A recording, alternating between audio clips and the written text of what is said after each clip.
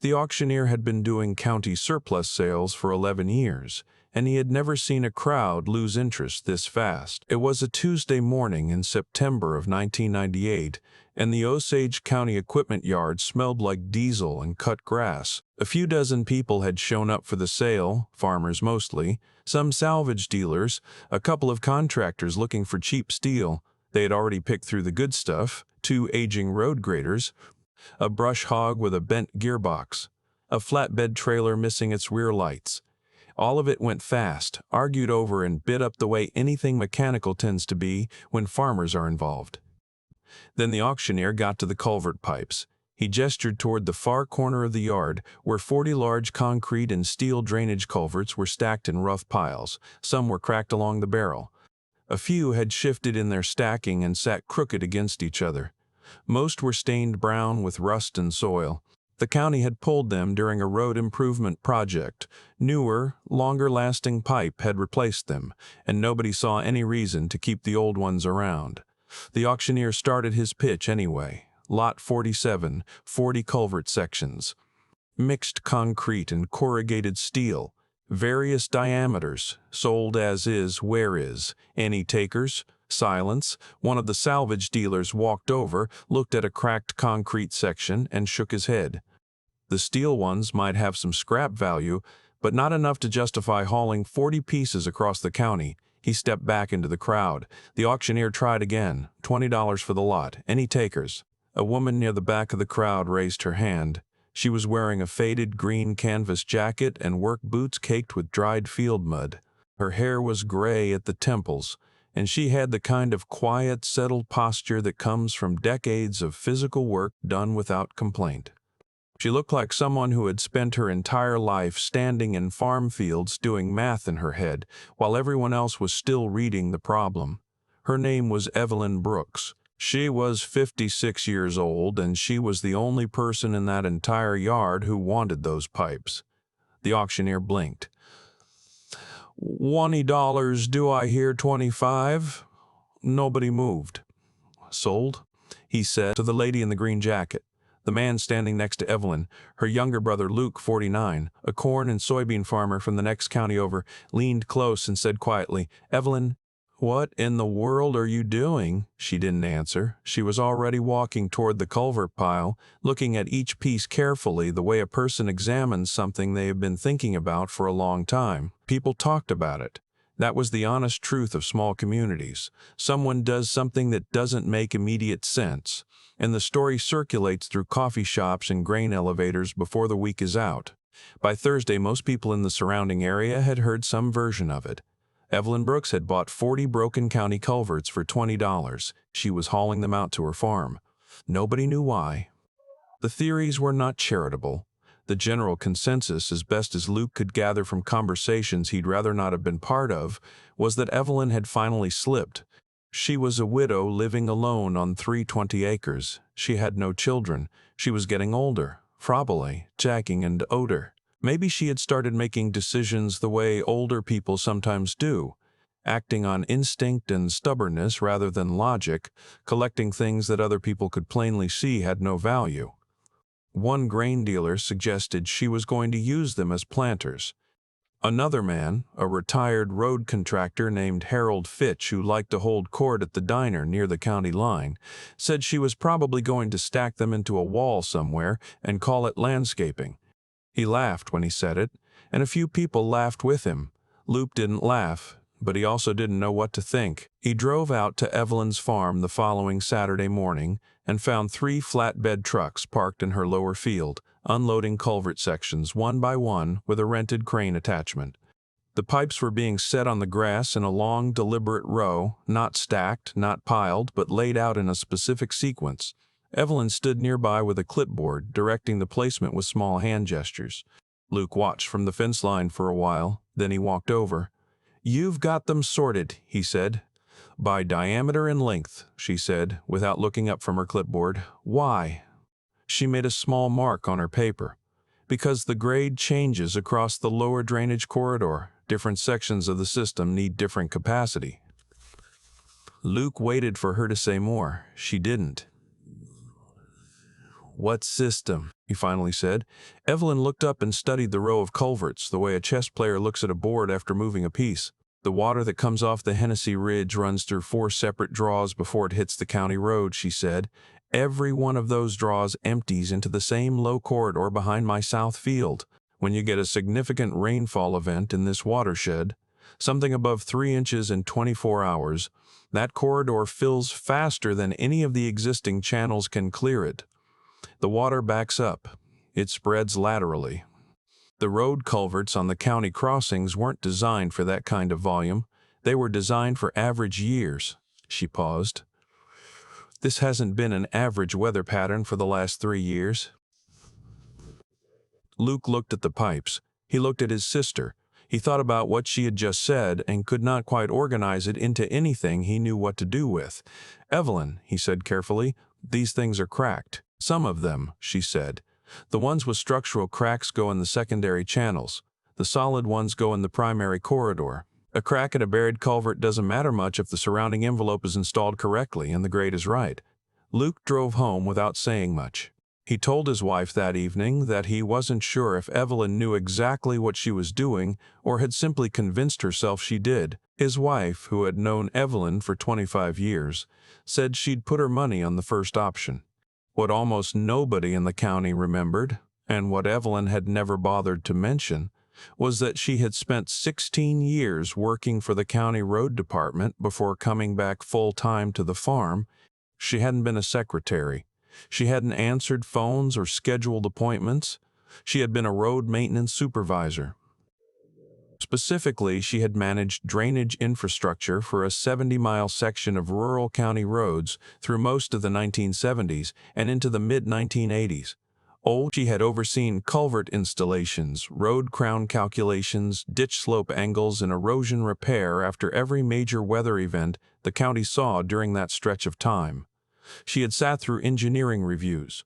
She had argued, quietly, with data, over culvert sizing decisions that she believed were undersized for the actual watershed conditions.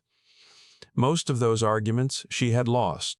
The county engineer at the time had followed standard state guidelines for culvert sizing.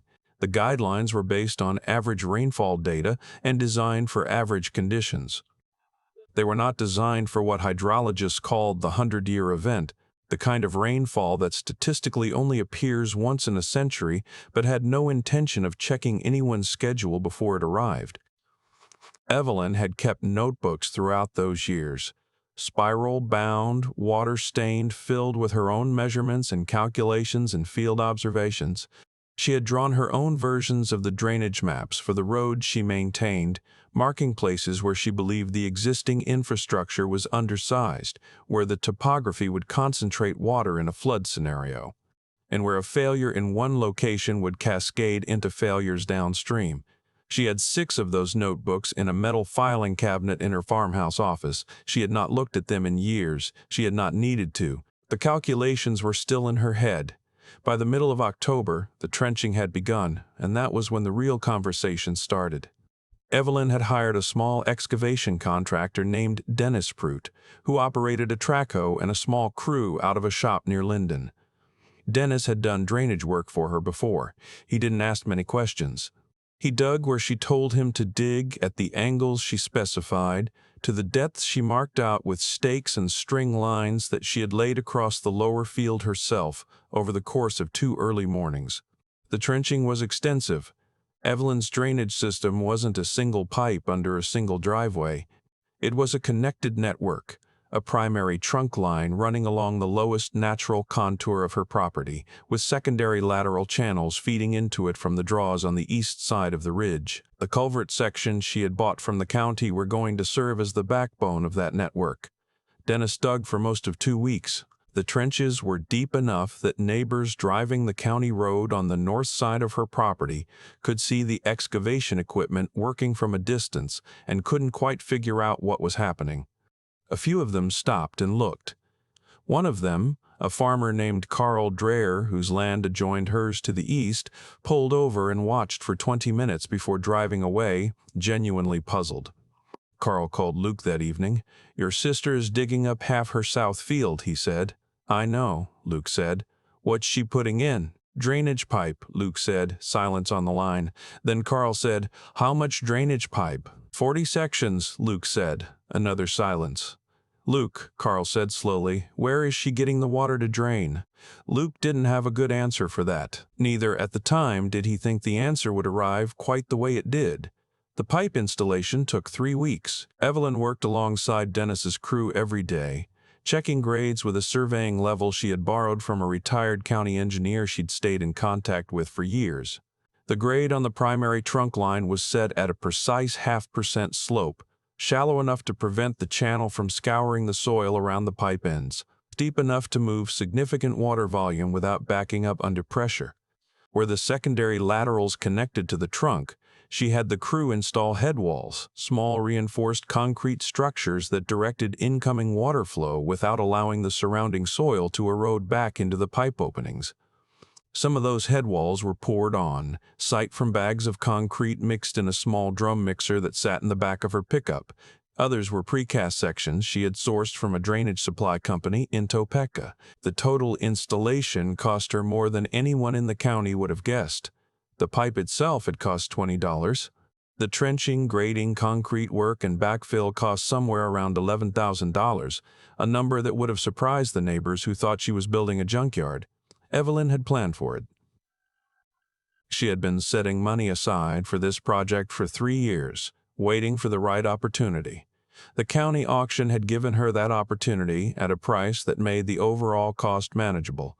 By the first week of November, the trenches were filled and tamped. The field looked rough, disturbed soil, tire tracks, the landscape of a finished construction project that needed one growing season to settle and grass over. From the road, it looked like a mess. Evelyn looked at it the way she had looked at the culvert pipes at the auction yard, like something that was already finished and just needed time to prove it. The winter of 1998 into 1999 was wet across the eastern Kansas plains. Not dramatically so, no single snowstorm or rainfall event that made the news. Just persistent, steady moisture that kept the soil saturated through February and into early March. The ground never fully froze that year. The water table across Osage County was higher than average heading into spring. Weather observers in the region were noting it quietly.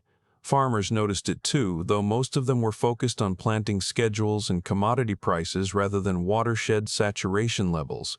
In February, the county held a routine meeting on road maintenance and infrastructure. The county engineer, a man named Gary Holt, who had been in the position for 6 years, presented a report on the condition of roadway culverts across the county. The report was routine. Most of the infrastructure was rated adequate. A few locations were flagged for maintenance. Evelyn attended the meeting. She sat in the back row and listened. She did not raise her hand. She did not speak. On her way out, Gary Holt saw her in the hallway and stopped. "Mrs. Brooks," he said, "I heard you bought those old culverts we auctioned off last fall." "That's right," she said. He was polite about it, but the curiosity was genuine. "Can I ask what you're using them for?" "Drainage on the south field," she said. He nodded slowly. "Well," he said, choosing his words carefully, "most of those sections were rated out of service. I hope they're holding up for you." "They'll hold up fine for what I need them for," she said. She thanked him and walked to her truck. Gary Holt stood in the hallway for a moment, thinking about that conversation. He couldn't identify exactly what bothered him about it. Something in the way she had said it, not defensive, not uncertain, just flat and factual, the way a person talks when they already know the answer to a question someone else hasn't quite thought to ask yet. He went back to his office and forgot about it for a while. March came in cold and then broke hard. The first week of April brought 5 days of steady rain across the region. Not catastrophic, but enough to push the already saturated watershed close to its limits. Flood watches appeared on the radio. Luke drove out to see Evelyn on a Thursday afternoon, the 4th day of rain. He found her in the kitchen, sitting at the table with one of her old spiral notebooks open in front of her and a topographic map spread out next to it. She had made pencil marks on the map, circles, arrows, small numbers written in her cramped hand. She was comparing something in the notebook to something on the map, moving between them with a focused quietness that Luke had seen in her since childhood. It was the look she got when she was tracking something. "How's your south field holding?" he asked. "Dry enough," she said. "The laterals started moving water 2 days ago. The trunk line is running about a third of capacity." He looked at the map. "What are those marks?" "County road crossings," she said. "The ones I'm watching." He leaned over the table and looked more carefully. She had circled 6 locations on the map. Each one was a point where a county road crossed a drainage channel, a culvert crossing, or in 2 cases, a small bridge. "Watching for what?" he said. "Overtopping," she said.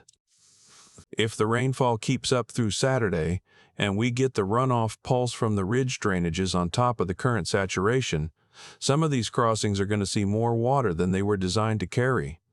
Luke straightened up. "How much more water?" "Enough," she said. He went home that night and mentioned to his wife that he thought Evelyn might actually know something none of them had figured out yet. The rain stopped Saturday morning and started again Saturday night. By Sunday, the river gauges in the area were posting numbers that the county hadn't seen in years. Emergency management in Osage County issued a flood warning for low-lying roads and agricultural areas. Local radio stations broadcast the advisory through the afternoon. Farmers who had fields in the bottoms were moving equipment to higher ground. Sandbags were appearing around outbuildings near the river. Gary Holt spent Sunday at the county road department, going over which culvert crossings were most vulnerable. He had a list of about a dozen locations where the pipe capacity was marginal under normal conditions. Under this event, he was less confident. By Sunday evening, 2 of those crossings had water running over the road surface. His crews posted warning signs and closed them to traffic. Monday morning arrived with more rain, not heavy, just persistent. The kind that doesn't impress anyone but quietly fills every low spot and draws and field depression in the county. By 8 in the morning, county road crews were reporting 4 more overtopping events. By noon, 2 of the small culvert crossings on rural farm roads had partially failed. The embankments on either side of the pipe had begun to erode, the road surface had cracked and separated, and the pipes were no longer carrying the water so much as sitting inside a widening channel that had begun to route itself around them. At one low-water bridge crossing near the eastern edge of the county, the situation was worse. The bridge had been built in the 1960s and had undersized openings relative to the drainage basin above it. By Monday afternoon, debris had partially blocked the opening, the headwater on the upstream side had risen nearly to road level, and the road crews were discussing whether to close it. By 5 in the evening, the discussion was academic. The water went over, and within 2 hours the approach road on the upstream side had begun to wash. The bridge itself would remain standing, but it would be unreachable for more than a week. Evelyn's south field drained. Not dramatically. Not in a way that looked like anything except what it was, a field with a well-designed drainage system doing exactly what drainage systems do when there is water to move. The laterals carried the runoff from the ridge draws down into the trunk line. The trunk line moved it north across the low corridor at a controlled rate, discharging into the natural swale that connected to the larger county drainage channel at the north edge of her property. The discharge point had been designed carefully. Evelyn had sized it to match the natural flow capacity of the receiving channel so that the outflow from her system wouldn't overwhelm the channel and cause erosion at the outlet. The head wall at the discharge end channeled the water cleanly into the center of the swale, away from the banks. The field stayed firm enough to walk on during the worst days of the flood. Her fences held. The low-lying corner that had flooded 3 years in a row, the one that had driven her to start planning all of this in the first place, stayed dry. The farm road that connected her property to the county road remained passable throughout the entire event.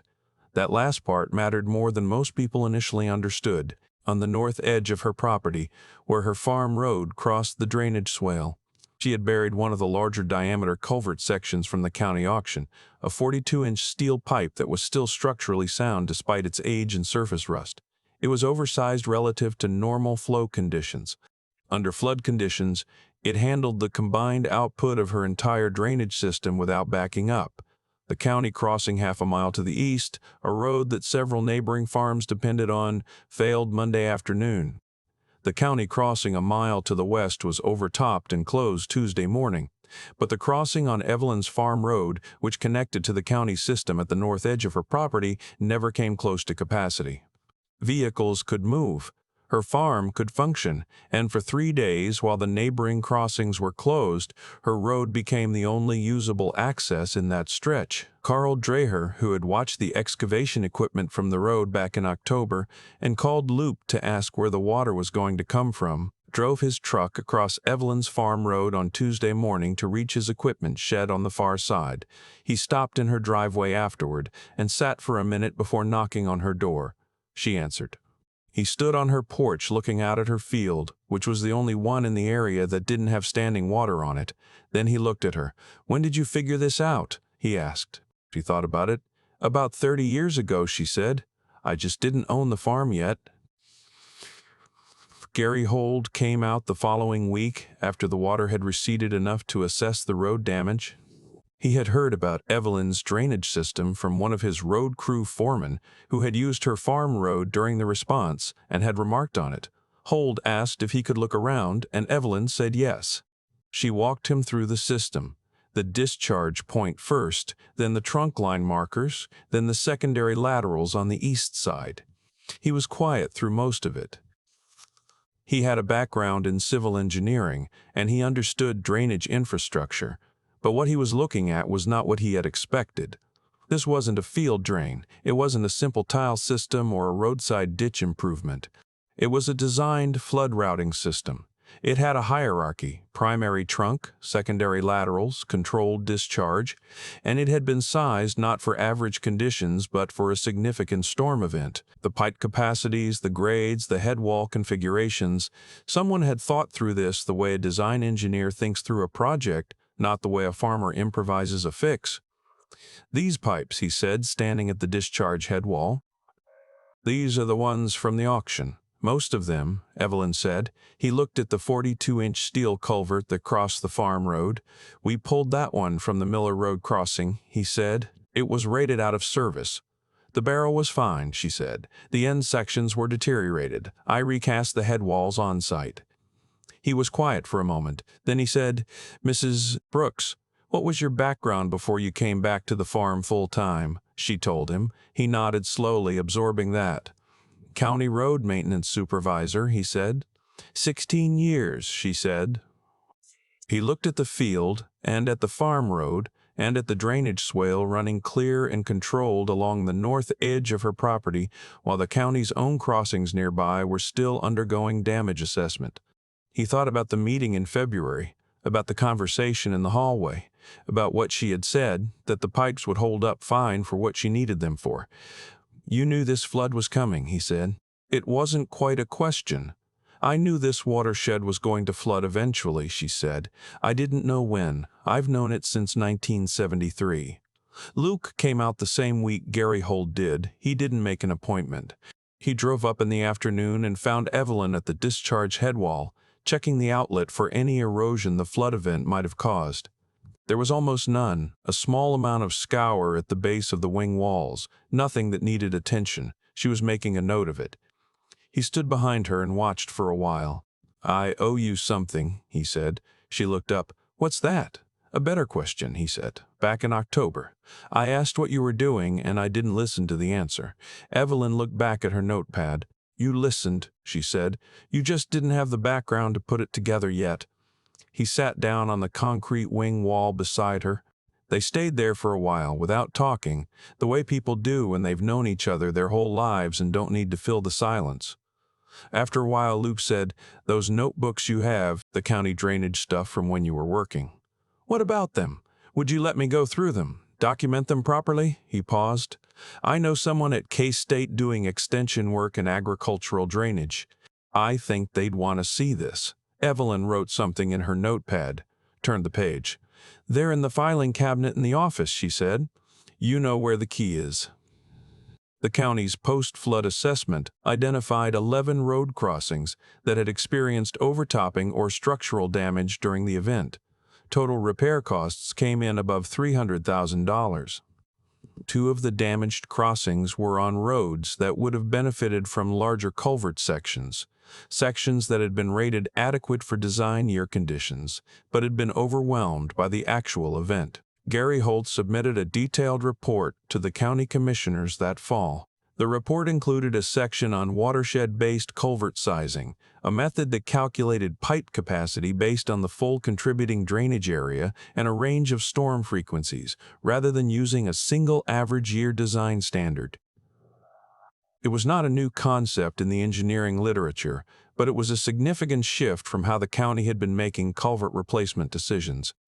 The report referenced, without naming her, a private drainage system installed on a farm in the south part of the county that had performed well during the flood event and demonstrated the practical value of that approach. Holt drove out one more time that fall and spent an afternoon with Evelyn going through 2 of her notebooks.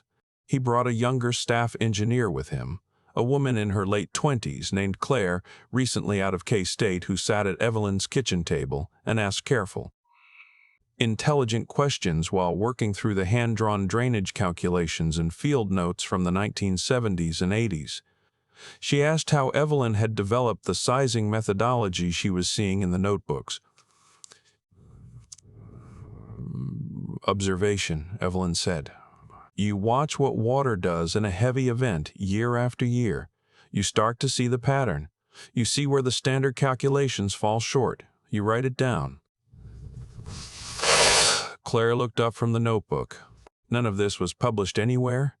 No, Evelyn said. Claire looked back at the pages. It should have been, she said quietly. Evelyn poured 2 more cups of coffee and set one in front of the younger woman without comment. The pipe sat in the ground through the following spring and the spring after that. The field grassed over the disturbed soil by summer, and within 2 years the trench lines were invisible from the road. The landscape looked the way it always had, open, flat, the particular quiet geometry of eastern Kansas farmland stretching out toward a horizon that never really ends. Nothing about the field announced what was underneath it.